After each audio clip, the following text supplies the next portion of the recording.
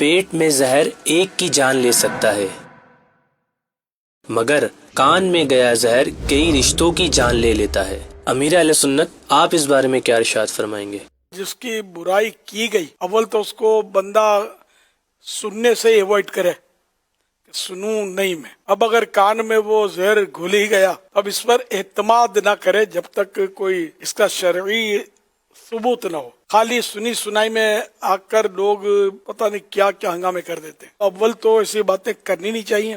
اگر کسی کے کان میں چلی گئی ایسی باتیں تو اس کو آگے بڑھانی نہیں چاہیے اور دل میں اتارنی نہیں چاہیے، بلکہ حسن ظن کا اگر جام پیئیں، کسی مسلمان کے بارے میں بدگمانی سے بچیں تو انشاءاللہ اس میں فائدہ ہی ہوگا۔ حدیث پاک میں حسن الظن من حسن العبادت، مسلمان کے بارے میں اچھا گمان اچھی عبادت سے ہے۔ اچھا خیال رکھنا، اچھی سوچ کسی کے بارے میں رکھنا، یہ اچھی عبادت سے کیوں مطلب ہے کہ عبادت کا ثواب کمائے، آگے نہ بڑھائے۔ ایک ورڈ ہے، اگر آپ اس پر اصلاح فرما دیں، اگر ہم وہ اپنی ڈکشنری سے نکالنا چاہیں تو یا اپنی گفتگو سے نکالنا چاہیں تو کیا ہم نکال سکتے ہیں کہ جب کوئی بات کرنے جائے اور یہ کہے یار دیکھو میں نے سنا ہے، یعنی وہ اتنا نیک بننے کی کوشش کرتا ہے، دیکھو میں نے سنا ہے، اپنی طرف سے نہیں بولا، ایسا نہیں بولا میں نے بولا ہے، دیکھو میں نے سنا ہے، میں بتا رہا ہوں سنا ہے، اب دیکھو سچی جھوٹی تو اللہ بہتر جانتا ہے، مگر میں نے سنا ہے یار ایسا ہوا ہے۔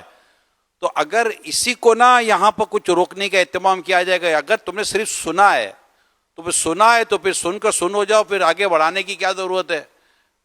تو اگر یہ سنا ہے کہ جو لفظ ہم آگے بڑھاتے ہیں، کیونکہ بعض اوقات دیکھا جاتا ہے جب بھی آپ انفارمیشن کی کنفرمیشن میں جاتے ہیں تو بعض اوقات صورتحال تبدیل ہو جاتی ہے۔ اس بارے میں کیا فرماتے ہیں؟ اگر واقعی ایسی کوئی بات ہے جو فساد پھیلانے والی ہے اور لوگوں کو مطلب یعنی کہ نقصان پہنچانے والی ہے تو ایسی بات ہرگز نہ کی جائے۔ بعض بات ایسی ہوتی ہے کہ جو مطلب سنی ہے، خالی بتایا کسی کو، اس میں فساد نہیں ہوتا۔ یار سنا ہے حاجی عمران پھر مدینے جا رہے ہیں، کیا بات ہے؟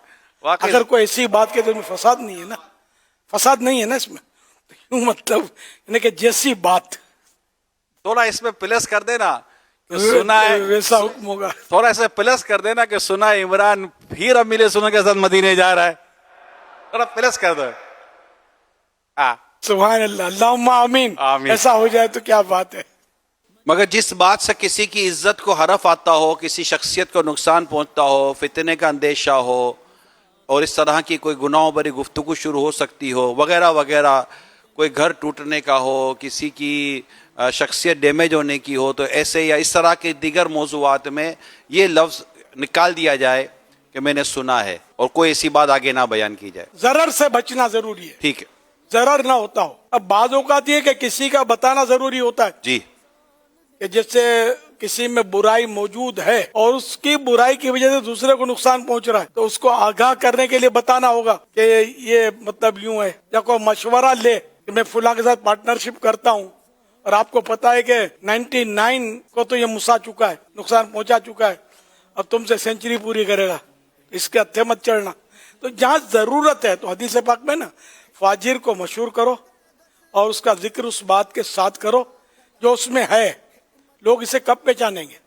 جس سے شر پہنچتا ہو، جس کے عقیدے سے شر پہنچتا ہو، جس کے عمل سے شر پہنچتا ہو، تو اس بدعقیدہ کی بدعقیدگی کو واضح کرنا یا اس شریر کی شرارت کو یا اس کی جو بھی فطرت ہے لوٹ مار کی یا نقصان پہنچانے کی یا فراڈ کرنے کی، تو اندر ضرورت اس کا اظہار کرنا ہوگا۔ اللہ کی رضا کے جیسا کرے گا تو ثواب کا حقدار بھی بنے گا۔ جنرل یہ ہوتا ہے کہ یہی کہا جائے گا کہ ایسی بات نہیں کرو جس سے فساد پھیلے، شر پھیلے وغیرہ۔ یہ بھی آپ نے ماشاءاللہ، لیکن بعض اوقات بتانا شر کو روکنے کے لیے ہوتا ہے۔ غیبت کی تباہ کاریاں کتاب میں آپ نے یہ ماشاءاللہ ایک موضوع لیا ہے جو ابھی آپ نے ارشاد فرمایا۔ اللہ کرے ہمیں اس کو پڑھنا ایک بار پھر نصیب ہو، جنہیں نہیں پڑھا وہ غیبت کی تباہ کاریاں کتاب کا مطالعہ ضرور کرے، اس میں انشاءاللہ یہ ساری چیزیں ملیں گی۔